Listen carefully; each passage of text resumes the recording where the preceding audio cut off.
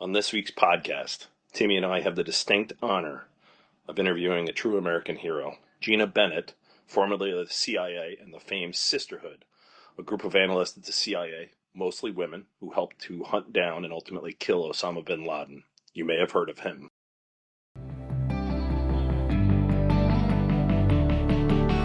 Bald, blind, and buddies.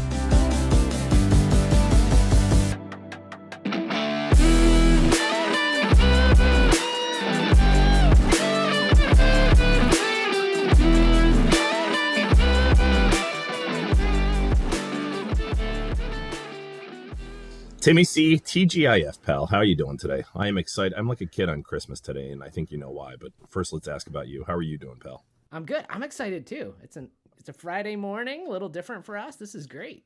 This is great. Now, why are you not seeing patients today, or no? I see patients 4 days a week. So. Oh, okay. So you kind of take Friday as your let's do paperwork, catch up on exactly all the medical forms. Yeah. I'm sure that takes a day of the week to submit, right? I tell the medical students, I'm like, did you realize that most of your work or a big chunk of it is just going to be paperwork? Like you don't go into medicine saying, I love paperwork, Yeah. Let's get into this real topics now, but I got to tell you, I think every job is that way. I'm in sales and I spend more damn time on Salesforce than I do actually talking to clients. You know what I mean? It's like, you got to track everything. And Salesforce is basically the paperwork, if you will, for the sales team, as it were. So I can understand why the guy who created it is a billionaire. It's a genius model, and it helps you to streamline everything, and everybody has insight into what you're doing and so forth. But yeah, I didn't go to college for paperwork, but I guess that's just the rules of the road, as it were. Yeah, somebody will say that's where AI is going to make our lives wonderful. Yeah, I'm interested to see how that happens as well. So, but anyhow, Timmy, you know why I'm excited. We are about to interview Gina Bennett, and she is part of the famed Sisterhood. She is now teaching at Georgetown. She is part of a group called Girl Security, which I'll ask her about as the father of two daughters. Interesting lady who's written 3 books and was directly responsible, or one of the pieces that was directly responsible for catching the world's most wanted terrorist, Osama bin Laden, now 14 years ago. And that'll be germane when she comes on, because I'll tell you why. So, but before we do that, Timmy, let me just real quick give the answer to last week's trivia question, which was about Wimbledon. And this week's going to be about the Major League Baseball All-Star Game. You may be detecting a pattern. I try to have things that are topical to the week we're discussing. Yeah. But the question I asked, and we've gotten multiple answers, and so I'll answer both. I said, which tennis player, and I didn't specify male or female, has won the most Wimbledon titles? Do you know that answer, Timmy? I was going to say John McEnroe. No, he's won a couple of them. Okay. And he's a great player. But no, Martina Navratilova is considered the all-time winner at Wimbledon, because she not only won singles titles on the female side, but played in doubles, mixed doubles, and so forth. I believe she's got 20 total titles. Wow. So she clearly understands how to play on the grass courts of Wimbledon. And I have actually been there. Have you ever seen it, Timmy? Nope. This is usually where for those who don't know, Timmy goes, nope, never seen anything. I skipped that today. We're serious today, John. I know. Timmy, have you seen Andy or Jimmy? No, I've never seen either. Thanks, man. Yeah. No, so Martina Navratilova is the answer. But we also got people that submitted questions, and this is terrible, and I don't mean it this way, but most people are interested in the men's side. The men's side played 5 sets, the women play 3, so forth. Who has the most Wimbledon titles for men? It's Roger Federer. He has won Wimbledon, the singles, 7 times. So quite an impressive feat. But the answer I was looking for was Martina Navratilova. This week's trivia question, Timmy, is about the Major League Baseball All-Star Game. That has sort of lost its luster, as I see it. It used to, the NL and the AL didn't play each other. And so the All-Star Game and the World Series were the 2 times that they had an opportunity to face each other. But they're trying to come up with new gimmicks and so forth to keep people involved. And one of which the ways they've put, eyeballs on the television set is the Home Run Derby. And a catcher from Seattle by the name of Cal Raleigh won the Home Run Derby. My question is, do you know who was the first catcher to win the Home Run Derby? Ooh. Nope. Answer next week, Tim. Yeah. So, yeah. But, I'm looking forward to this. And, I have 1,000 questions. Do you have anything you're prepared to ask? I find it fascinating how we as human beings need to act in a universe without complete understanding. And I think as an analyst and involved in these kinds of processes, it'll be interesting if we can get her to chime in on that. Have you ever seen the movie Spotlight? It won the Best Picture. No. It probably you're going to turn this into some sort of political discussion, but it isn't. It's about the Boston Globe's reporting on the church abuse scandal. And there was a group of investigative reporters who worked for them, and they were generally considered to be the first to really break it open with cardinal law back in the 2001. And there is a scene in Lev Schreiber, who plays Marty Barron, who was the editor at the time of the Boston Globe. He says, look, people, he says, everybody feels guilty now. He said, may I remind you, we as reporters spend most of our time fumbling around in the dark, and suddenly a light gets turned on and there's a whole lot of blame to go around. He said, that's not your fault. And I think that's probably a testament to humanity right there. So, yeah. But yeah, the Osama bin Laden story is the story that I cannot get enough of. And I cannot wait to interview Gina Bennett. Without further ado, let me introduce what I would consider to be a true American hero. I don't mean to embarrass her, but I think the country owes she and all of her colleagues who helped catch bin Laden a debt of gratitude that shall never be repaid. But let me preface this by kind of telling a personal story and how it relates to this. So Katie and I, as you know, Timmy, got married on October 2nd. You weren't able to make it. There was a snowstorm, right? In October in Madison? Madison, Wisconsin. Yeah. Right. And you can't exactly drive, so that presents a problem. Well, that's a whole other set of stories. That's a whole other. Yeah. But we got married October 2nd. We moved into the house on the day Kennedy was killed, November 22nd. So 5 weeks later, we went to Hawaii for our honeymoon in January. We got a golden retriever on St. Patrick's Day. And then on May 1st, my wife comes down in the morning and says, I'm pregnant with my now 13-year-old son. And later that day, the Phillies are playing the Mets on Sunday Night Baseball, and across the screen comes breaking news that the country has finally done the world a huge favor, and gotten rid of Osama bin Laden. And for that, we owe a debt of gratitude to our guest, Gina Bennett, a 35-year-plus CIA analyst who was one of the Sisterhood, which we'll talk about. I'm particularly interested in that as the father of two girls. So welcome, Gina Bennett. Thank you for joining the Ball Blend Buddies podcast, and good morning. Happy Friday to you. Oh, thank you for having me. I'm very excited for this conversation. Cool. Excellent. Yeah. Well, John, you mentioned you had a couple daughters. It sounds like Gina. Gina. Yeah. You're involved in girl security? Is that I am. right? That is. Can you maybe tell us about that? Because it might relate to your daughters there, John, at some point. Yeah. Oh, I hope so. So Girl Security is a nonprofit, nonpartisan organization, and I started volunteering with Girl Security really from the very beginning when Lauren Bean Buida first started the organization. It turned out that we shared a mentor. Lauren was a lawyer, and her lawyer mentor was also a mentor to me. She had been in the Office of General Counsel at the agency and some other places, and so we had just been in the same circles. And Lauren wanted to start kind of an organization that would provide access and educational, really just basic learning opportunities geared towards young girls to find out about security careers, and specifically national security careers. Our shared mentor was like, oh my goodness, you need to meet each other, right? So I've been with her from the very beginning, and that's really what it's about. We, recognize that we would like to see more women represented in the national security workforces, both in the public and private sector. We have a different version of security for the most part, and we want to see more of that incorporated. And also because girls have the same calling to serve their nation as boys do. It's really no different. Girl patriots exist. And so, but when you think about it, from a very young age, girls perceive that national security, like most people in America, think of national security as defense and the military and law enforcement, border security, travel security, all that kind of stuff. They look at those career fields as being more the natural domain of men, and they don't see a lot of women in those, especially not in leadership roles. But in reality, all of the contributions and the work that goes behind all of that security doesn't rely on male speed or muscle mass or anything, in terms of physical advantages anymore. of course there are some places where that is still true.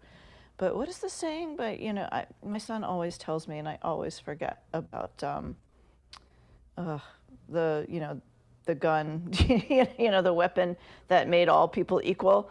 But at any rate, so that's really what Girl Security does is just try to make the fields relatable for young women so that they can see themselves contributing in that space. What is the saying? Is it Smith and Wesson made? Oh, it's a great equalizer. Yeah, I know what you're speaking. Oh, okay. Yeah. Oh, yeah. I just have not had enough coffee yet. How many cups of coffee do you have, just out of curiosity? I'm on my first, and I usually have 2 a day. Well, I usually have 2 fully caffeinated cups and I have to sneak in a third because I love the experience of drinking coffee. If I sneak in a third, I make it a decaf. But okay, all right. I drink at least half a pot a day, by the way. So yeah. Do you, Timmy? Yeah, half a pot. Well, you hear people bitching about their problems, not to minimize it. Yeah, you probably need it. No kidding. I switched to half calf though, so I can still have the experience. So, yeah. Gina, on a personal level, Admiral McRaven, who led the raid on Abbottabad compound back 14 years ago, he just wrote an op-ed in the Washington Post talking about this exact thing, that when most people think about security, they think about bombs and missiles, but there's so much more to it. There's people that are in the State Department, there's people in CIA and so forth. And on a personal note, I won't go too deep, but I had applied and was accepted into the Foreign Service. I was actually on the B section of the Washington Post. I was denied admission. But the reason I'm bringing that up is maybe you want to tell us a little bit about the origin story. How does a mother of 5 end up a CIA analyst for 35 plus years? And to your point, before you came on and recorded, you said, I lived a pretty normal life. And as someone from the outside, I would say, no, it doesn't sound like it. I wasn't involved in the killing of bin Laden. So maybe you're being a little humble, but maybe you want to tell us a little bit about the origin story. But, I think in terms of anything related to Al-Qaeda and bin Laden, it's just happenstance. I happen to be in the wrong place at the right time, or the right place at the wrong time, or just in the wrong place at the wrong. I don't know. You choose which one you want to choose. It's not as if I had the foresight to position myself in that place. It's just happenstance over a period of time, and I mean that is pretty much, you can imagine, with 5 children, my approach to life is not even controlled chaos. It's just manageable, survivable chaos. That's my life. And so you're reactionary. You're not forward. I have 3. I have a boy and 2 girls, so I get it. And I can only imagine what adding 2 to the mix would be like. So. Yeah, I mean, and I try to tamp down the reactionary too, just because it doesn't really get you anywhere. You just spin your wheels. But at any rate, so the origin story, I think, it starts off with most likely just my father's influence on me. I was born in a naval hospital. My father was in the Navy. He served for 47 years altogether, 20 active duty Korean War vet. And, he was an electrical engineer, never went to college, and was just the model of service. He never complained. I never heard him complain. Now, granted, I was the youngest of 5 kids, so maybe I wasn't going to hear it, but the man just worked like a dog and never complained. It was just selfless, invisible service.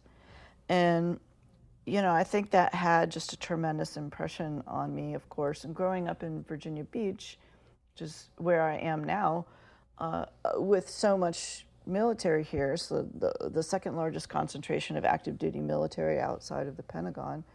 And, it's a pretty pervasive theme here, the military and Sound of Freedom flying over quite a lot. So I just grew up in an environment that appreciated that quiet service, and it's just part of the fabric of my childhood, which obviously has a tremendous shaping effect on any person. So I think, again, one of the things that I really marveled with my father is, he didn't talk about it much, And I would learn after the fact that he had been in Beirut, when there were bombings during the Civil War, or he had been, wherever he was. And I would later learn, he came pretty close to that fight or that or that event or whatever. Right. Yeah. So, and he didn't talk about it. He didn't brag. He just served. And so I think that is really what I thought I wanted to do as well from a very early age. Now, I may have not known exactly how I wanted to do it, but one thing my father also taught me was when I got my degree from the University of Virginia, and I double majored in economics and foreign affairs, and I was at work 6 days after I graduated from college because my dad said, you take the first job that gets your foot in the door and don't expect a piece of paper to impress anybody. You have to. It's pretty good advice. Yeah. He's like, you have to work hard, be diligent, show them what you're made of. He's like, you're smart. I know you're smart, but you're going to have to prove to them that you're smart. So my dad was a very practical man. And so that's really what I did. I took the first job that got me into Washington, D.C., because I was very interested in the Middle East and Middle East foreign policy. And I actually thought about working as a foreign service officer and being a diplomat, but I didn't really pursue it because I got sidetracked pretty quickly into intelligence. So, but I mean, I started off as a GS4 clerk typist. So Ronald Reagan was my first president, just so you know.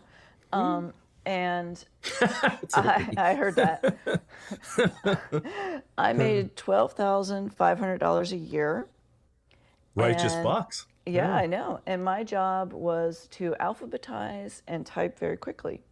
And I did those things, and I can still do those things. I can still alphabetize probably to like the fifth letter in a word pretty fast. Not that it's very useful, but I can. But typing, I can type like mad. I can still type very quickly. So yeah, I mean, it was really about, and I think also I had a tendency to just do what I was told. That comes in part from my father, but also from Catholic school. So, Timmy and I are both products of Catholic school. Yeah, you can yeah. relate to that ideal. Yeah. I just had a tendency to try to disappear into the woodwork. So, the CIA seemed like the perfect place for that. Huh. Well, I'm curious. I mean, it sounds like because I see this trend. I worked on a college campus for a while, and I think there's this notion that young folks today, and maybe it's just a mistaken notion, aren't necessarily willing to pay their dues and sort of work up incrementally, and gain experience through, listening to mentors or hard knocks. Or what are your thoughts on why that worked for you, or what could we say to young people? Well, just because it worked out for me, I don't necessarily think that I don't see it as a cookie cutter or a model for everybody. I mean, I lucked out. I had a dad who taught me some good stuff. Now, he taught me some bad stuff too, but I swear like a sailor, for example. So do I. Oh, good. I'm with my people. You are. Timmy can attest to this. I was Navy ROTC. I was medically disqualified for the same reason I was medically disqualified for the Foreign Service. We're both Catholic school. I swear like a sailor. Yep. Yeah, I'm one of four. My father worked his ass off. So did my mother. That's not to minimize. But yeah, I got it. Yeah. So you're with your people, for sure. Yeah, for sure. But I mean, think about it. If you had a mother or father or some sort of parental guardian figure who was a real asshole, that's not exactly who you want to listen to. So I don't know. I think, I think we have to somewhat accept that children are products of the parenting that they experienced or didn't experience. And those parents are products of the parenting they experienced or didn't experience. So these major waves or trends that we see in that transition from childhood to adulthood, it's not as if those kiddos came up with that on their own. Mm-hmm. Their approach to it, their sort of worldview and approach to being in the workplace, being adult, having to do the adulting thing, is shaped by a whole bunch of small things that occurred over their childhood and the osmosis, the transition, the transfer from their adult figures around them, whether they're parents or somebody else. So I think, as parents, we have to take some responsibility for their attitudes and approaches. So if we don't like them, then it's kind of on us. I always tell my children, anything that you accomplish, all of the feats that you accomplish in your life, the great events, your victories, your successes, that's all on you. But so's the bad stuff. Okay. I don't want to take responsibility for either one of them. But in reality, I don't want to take their glory, but I also do accept a certain amount of responsibility for how their attitudes have been shaped. And so I see something very different in the Generation Z, or Z and Alphas as they come up. I don't see it the same way. Now, I've had a lot of experience with teaching, from at Georgetown and with Girl Security. So I've had millennials and Gen Z students over the past 10 years. And I see something different. Granted, Georgetown is, they're in graduate school. Pretty elite. Yeah. Right. So they know what they're doing. But it's a hugely diverse population. So between them, though, and the girls that we have in our programs are mainly, from Title I schools. They are, living in underserved communities across the country. So, and a lot of them don't have a parental figure or an adult that really supports them being anything more than, making money and contributing to the household. So what I see, though, is I think a response to, Gen X parenting, which is a response to, I think, my response to parents who still kind of believe children should be seen and not heard and just do what they're told. The whole Catholic school education piece. Yeah. And then post 1960s. Yeah. Right, exactly. I gotcha. Yeah. And yet I think I know for myself, I was a mother during a period of time when women were told you can have it all. You can have your successful career and you can have your wonderful children, but you need to feel guilty about all of it because you're missing events and meetings and important stuff at work in order to take care of your kids, and you're missing events and important stuff in your kids' lives in order to be at work. And so I think there was a pressure, and not just on women and mothers, but on parents for decades, to make sure that they create this idealized childhood for their kids, to make it as perfect and peaceful and wonderful and as can be. And that's just not how life really is. But when I think about how scheduled children were, my kids' friends and peers, it's like every moment was scheduled, and every holiday had to have some culminating, events and things. Like it just was a lot. It was a lot of creating a Disney version of your childhood, instead of just normal. Like it's okay to be bored. Yes, you're gonna survive boredom. Anyway, but Gina, let me ask you 2 questions real quick. Sure. First, did you ever get a post overseas? Yeah, no, I spent a lot of time overseas, but with 5 children, I had a tendency to go alone. It was just. Was that for months at a time, or yeah, was that just, some places, particularly the war zone stuff, you don't just go for a week. But I preferred the unaccompanied, TDY, the travel duty. And I'll be honest with you, it was like a vacation for me. I get that. Yeah, I just went to New Orleans for work. Yeah. Even though like war zone. Not a war zone. Yeah, it's not a war zone, but yeah. When I was a resident, I used to love going to the dentist because I was like, all I have to do is sit here and endure some mild pain, and my pager isn't going off, and I don't have to, the kid isn't going. So, yeah. No, I know how those things go. Hey, one of my best Mother's Days was in Afghanistan, and my kids, they had breakfast, Mother's Day breakfast for me in the dining room with a laptop, and they made chocolate chip pancakes. It was morning for them. It was, of course, night for me, and I had chocolate chip pancakes are good at any hour, though. Well, I can attest to that personally. Yeah. But I mean, I can attest to that. I left my desk and I walked to my pod and I got in my pajamas and Skyped my family and pretended like I was eating chocolate chip pancakes with them. And then, when I was done, they were done. We were done, and I hung up, put my clothes back on, walked back to work, and continued to do what we do.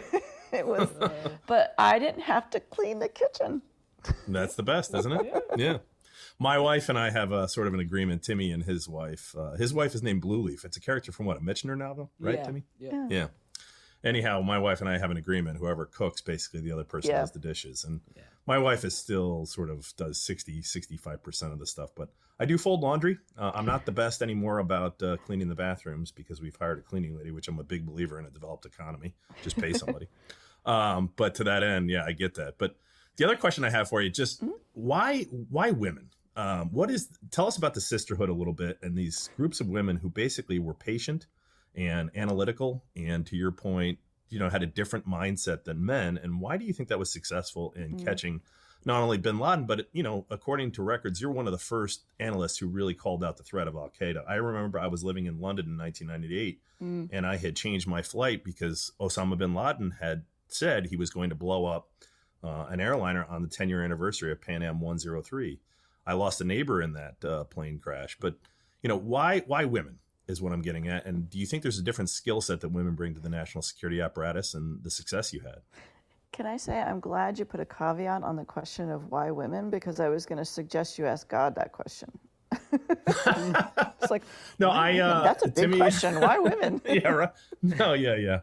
No, I have a son and two daughters, so I can see both sides. I have a wife, I have a mother, I have a sister, and two brothers. Yeah, I get it. So, well, no, why do you suppose women? Why do you suppose the Sisterhood was successful? And when is the movie coming out? Is really the question I'm asking. Right. So, don't forget that you were born from a woman too. So, anyway. Just want to make sure she's in the list. Yeah. So, okay. Let me start with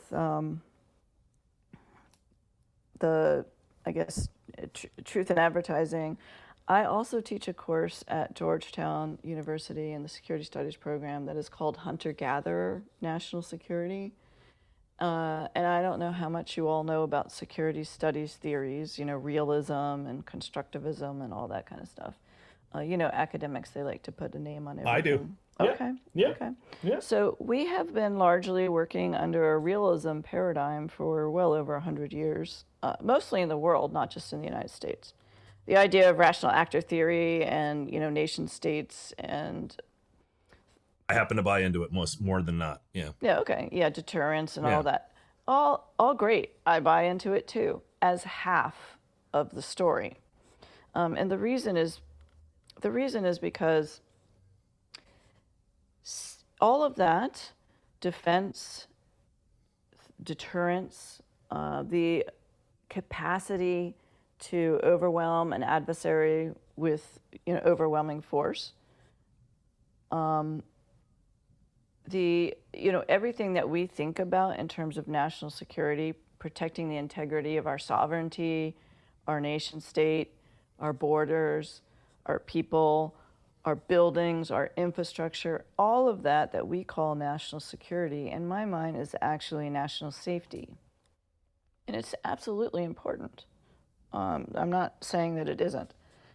But safety, in and of itself, does not result in security. So what do I mean by that, right? I was just going to say, explain that. Okay. So let me ask you this. You live in a house or a townhouse or an apartment with your family? Yeah, both of us. Yeah. Okay. House? Timmy's in Madison, Wisconsin, and I live in Westchester, Pennsylvania. House, yep. Okay. If your house is burned down, say an arsonist burns down your house, and you all manage to escape, your whole family, your dog, your cat, whatever, your whole family is out, do you cease to be a family because you don't have a house anymore? Of course not. Okay. No. So what is the security of your family made up of? For me, it's getting them through college. Well, it's relationships and purpose and those sort of things, the soft things. You want to make sure that they have learned the values that you want them to learn, that they have the capability to survive broken hearts as well as broken arms, that they have the ability basically to thrive and do well when you're gone, right? Mm-hmm. That's what you're supposed to be doing as a parent, I think. And the security of your child isn't just about their physical safety. It's also about their self-worth, their integrity, their autonomy, their freedom to decide who and what they are, what they're going to stand up for, what they're going to advocate for, how are they going to treat other people, how are they going to interact in the world. All of that is also part of security, or maybe it's all of security, depending on how you see things. That doesn't come from safety. If your child has... I see what you're saying. Okay. Yeah. All right. Yeah. So when you think about it like this, if our national security were merely a function of our national safety and defense, then it really wouldn't matter if we were a communist government or a caliphate, as long as we were physically safe. It's like the Jeffersonian quote. What is it? The people who will trade safety for security deserve neither, or something. Is that? Yeah. So these two things are complementary, but they are not the same, and one doesn't produce the other. And from my perspective, the reason why we don't see or define or conceptualize national security, so security it's easier to do at a personal and family level.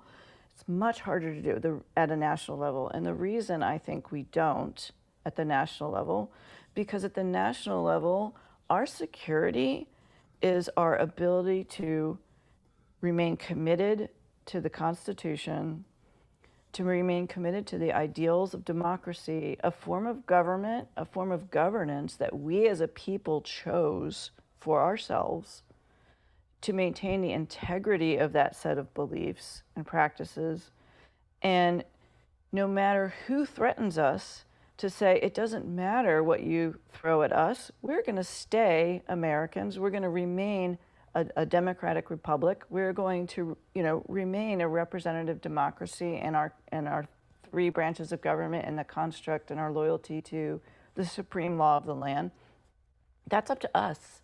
Our as a nation, our national identity is this. It's not New York City's monuments and, the Grand Canyon. Those are, part of America, of course, but that's not actually our national identity. It's the choices we make about how we relate to each other and the governance that we choose. Not just the government, but the governance that we choose. So when are you running for political office? 'Cause this is one of the most... I have served This is one plenty. of the most inspiring... I know you have. I know you have. I'm getting Have you chills given here, any yeah. thought? Yeah, have you given any thought? Because this is like... I'm about to cry Yeah. listening to this. Oh, no. Okay, don't do You that. have no idea. Timmy will tell you how I have a love affair with the U.S., but... Yeah. No, I do have too. you given any thought? Yeah. Have you given any thought to running? Or Never. is it just I have never leave that to given the any. lunatics and you'll do your rational Those stuff? are my whack job. No, I'm just kidding. Yeah. No, Yeah. Seriously, I feel like I have done my service, and You have, and thank you. Yeah, No one and can question that. Yeah. No, I no. will never say. I will help. I have served 7 presidents, both sides of the political aisle. I will help anyone when it comes to taking care of America and our people.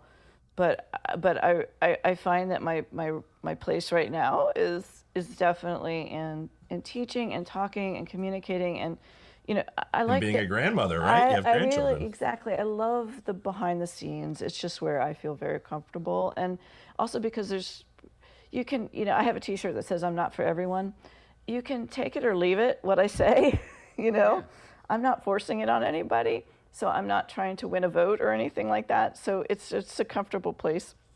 But I do appreciate your kindness. I'm making that into a bumper sticker. That literally, I don't know what the copyright rules are, but that, soliloquy for 30 to 90 seconds there was the ideal of America. I just here. So I've got chills. Yeah. No. Timmy, why don't you do one or two more questions? I've got one that I really have to ask. Well, I still haven't answered the why women. I'm sorry. Please. Yeah, please. Yeah. No, wait a minute. You have the floor. Yeah. Don't get distracted. Well, see, this is exactly why we need women, because we don't get distracted. We'll continue. That's not a woman thing. That's a John Bolin thing. We'll continue to look for. Yeah, we won't give up on finding bin Laden. Okay, so the hunter-gatherer piece. So the reason why I think security theories don't incorporate this aspect of security and are really more about national or empires or kings, monarchies' safety over this concept of security is because, the vast majority of our writing, of course, which is in alphabetic writing has only been around for like 4,000 years. So it all dates after the Agrarian Revolution. So after we went from nomadic hunter-gatherer societies to settled societies. And when we were, for hundreds of thousands of years, nomadic hunter-gatherers, everything that hunters and gatherers were doing was transparent to each other because you weren't inside a house. There was no public sector, private space. You were all out in the open. And to be clear, I'm really talking about roles. It does not have to be by sex or gender. That's how it fell out for many hundreds of thousands of years because of body types and because we haven't figured out how to get men pregnant yet. I cannot wait for that day, but just the end of civilization maybe, but but at any rate, so yes, history definitely made it gendered, but it doesn't have to be, especially not in modern times. But the contributions that hunters who then became more defender, protectors, providers, after we became farming communities, and gatherers who became caretaker, innovator, strategic planners in the domiciles, created this divide between public and private spaces. And public spaces where all of our science, our writing, our religion, mythology, math, history was written, and it was written about what happens in the public space. And to be fair, it was written mainly, almost exclusively, by men about what they were doing in the public space. They weren't writing about what women were doing, largely women, in the domiciles.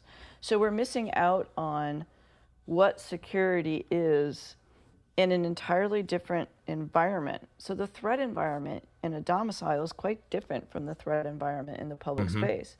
In the domicile, or even when you were still a gathering community and a gatherer, the threats you looked at were drought, poisonous food, sick babies, because God knows no one wants a stomach virus in their house, right? You were, of course, threatened by hunters, so you had to be, able to figure out how to deal with a violent man. That hasn't changed. And I like to think about lice as the prime example of this. Because a couple years ago, archaeologists discovered the oldest known alphabetic writing on a comb, an ivory comb. And the inscription on this ivory comb said, "May the tusk of this comb root out the lice in beard and hair." So it was literally a lice comb that is 4,000 years old, now is the oldest known alphabetic writing, and it had fossilized lice on it. And my point is, you cannot kill lice with a spear. You could, but you'd be killing the kid as well, right? Yeah. You probably don't want to light the lice on your beard on fire. It might not end well for you. But lice can kill more people than a saber-toothed tiger because it doesn't stop getting hungry and it keeps spreading. Mm-hmm. And lice causes these lesions on your skin. Your skin falls off from, and you get so infected all over your body. It'll destroy a society more so than one or two saber-toothed tigers, right? It's a different kind of threat.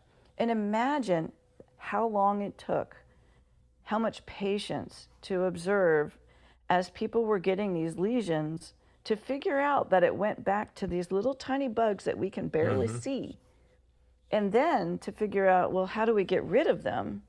Oh, this will do it. Imagine how many things they came up with. And then once you've created this lice comb, carving it out of ivory, you bother to write the instructions on it so that anyone who picks up that lice comb would know what to do with it. You shared your knowledge. So that now you have prevention, not just addressing the security threat, not just addressing the threat, the existential threat to your family and social grouping, but also how to prevent that threat in the future by regular grooming.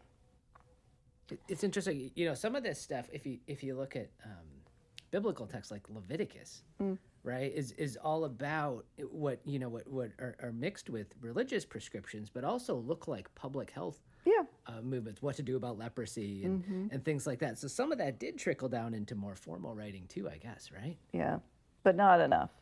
Right. Because the other thing that the caretaker does in the household is make sure the children are capable of living, thriving, existing without them, right? Just like we were just talking about, it's still the role of the parent to do that.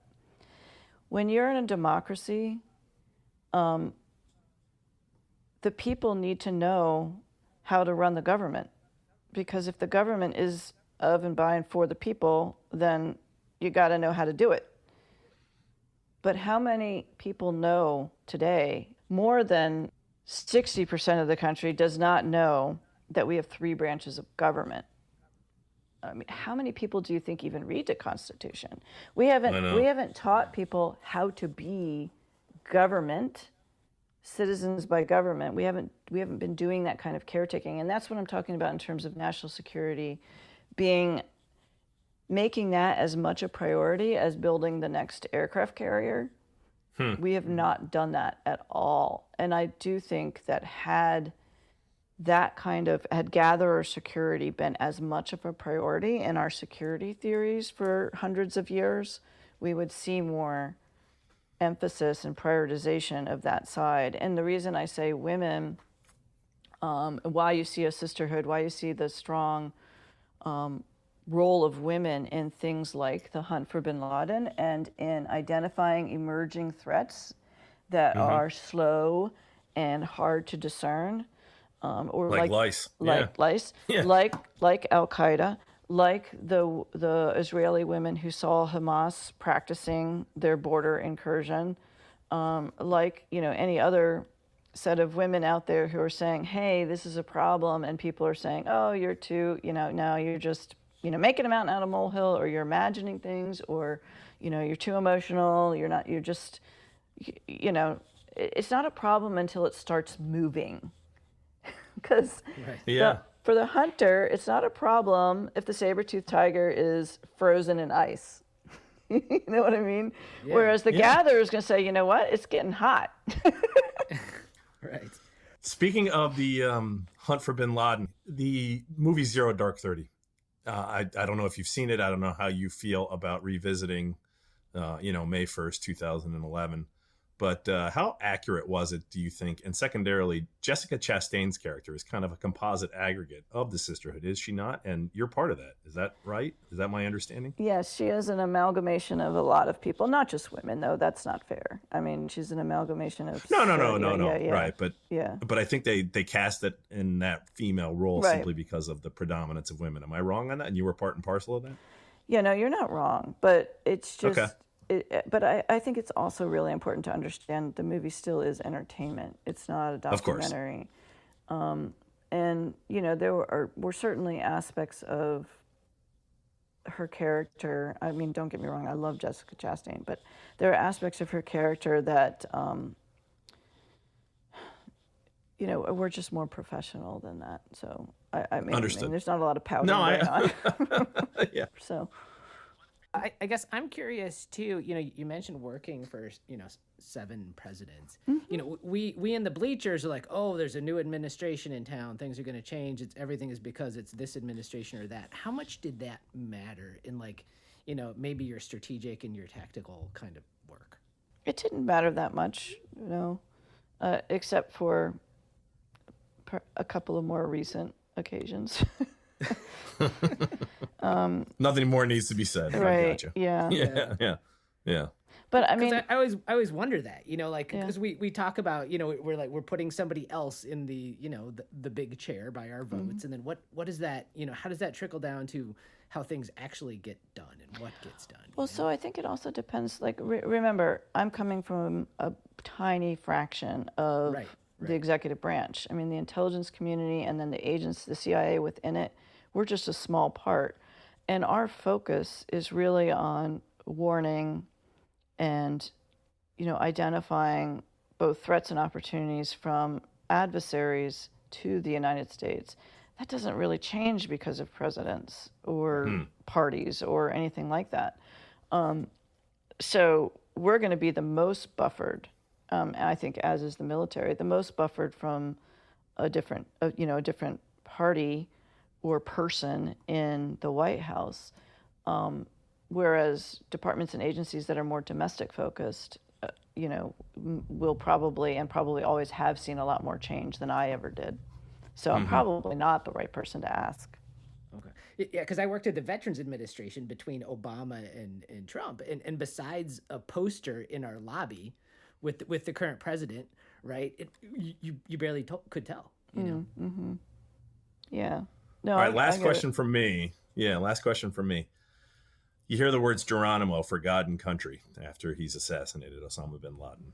Was there a sense of relief? Was there a sense of accomplishment? A lot of people talk about, you reach the end point and it's a letdown. Did you celebrate? Did you sort of take your kids to soccer? The mother of 5, you probably didn't have much time to sort of enjoy it. Am I wrong? How did you deal with that when you heard Geronimo for God and country? I went back to bed. That's awesome. Now that is the highlight of our podcast right there. Well, that's wonderful. Yeah. So No, I think. So John, did you watch you said you watched the Netflix documentary? Oh, Gina, there is not a thing that has been published on this that I have not read. I know of your friends who you lost. I know, all this sort of stuff. I didn't want to bring this up and so forth, but No. I know the ins and the outs. I'm looking literally as I speak at Mark Bowden's book, To Finish, The Killing of Osama bin Laden, which was sort of the initial sort of discovery of it or an examination of it. I've watched the movies. I've seen the documentaries. I've actually spoken to Admiral McRaven via email. Yeah. So you know how I feel about this then, because I didn't think we should have. I didn't want to kill him. So. Oh, you didn't? No. That I did not know. Oh. You wanted to capture him. Okay. No. Okay. No, I didn't even want to do that. Really? No. Well, tell us. Yeah. Yeah. There's no going back from that. But I thought I had mentioned it in the Netflix. I don't remember, because you do these interviews for the documentaries, and then it's years later they come out, and I never watch myself. I just can't handle that. But no, I mean, I was a very unusual minority. I was probably the only person in the U.S. government. I wanted to hermetically seal him. What I wanted to do, because I mean, let's face it, 9/11 created a massive counterterrorism industry. I had been working in counterterrorism 13 years beforehand, 14 years. I've been working it a lot longer. When I first started in counterterrorism, we still had Soviet troops in Afghanistan, and there were still Red Army factions going around the world killing people. So it was a completely different world of terrorism. So for me, countering terrorism, it's not about your satisfaction. It's about understanding their vulnerability and exploiting the hell out of it. So from my perspective, bin Laden, like any other narcissist terrorist leader, you know, the thing that would torment him the most would be to have no influence and no say whatsoever on his group, the group that he created. To undermine his mythology would have required letting him die a very old and forgotten, irrelevant man. And so what I wanted to do was just put a bubble around Abbottabad. That was not in the documentary. This guy can explain. I wanted to just fuck with the communication going in and out of there so that his followers were like, what the heck? He's gone, he's gone crazy. Yeah. And he never knew that was the reaction. Like, that's what I wanted to do. I wanted him to just die an irrelevant, old, decrepit, forgotten man.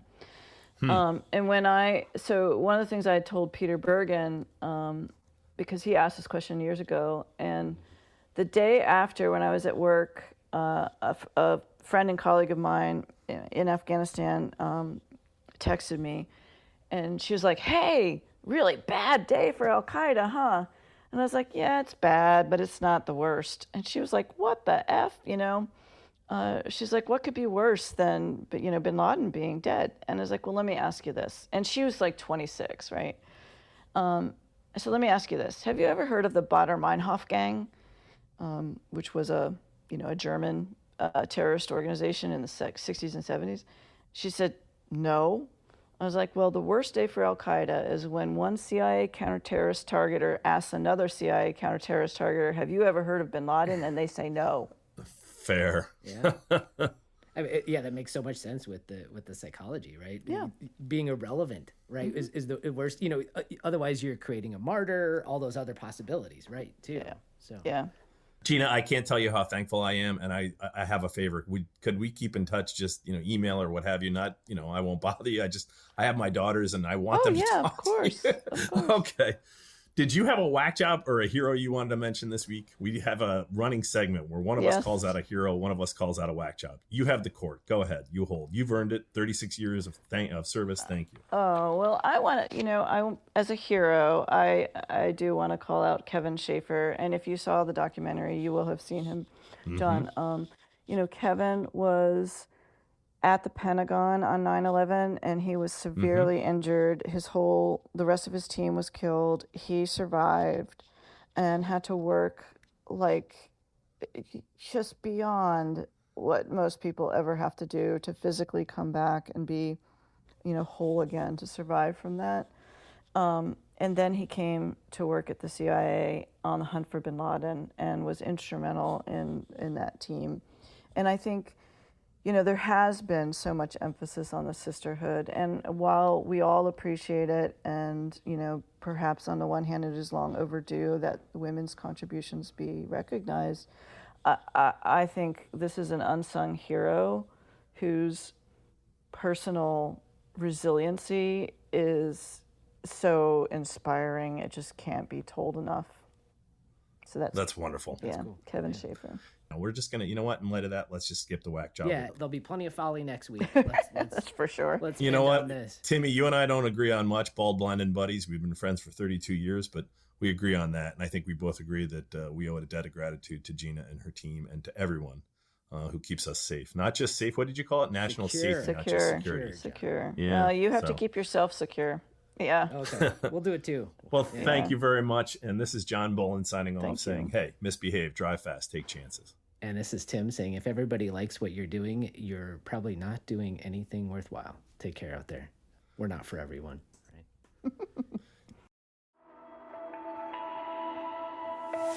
Right?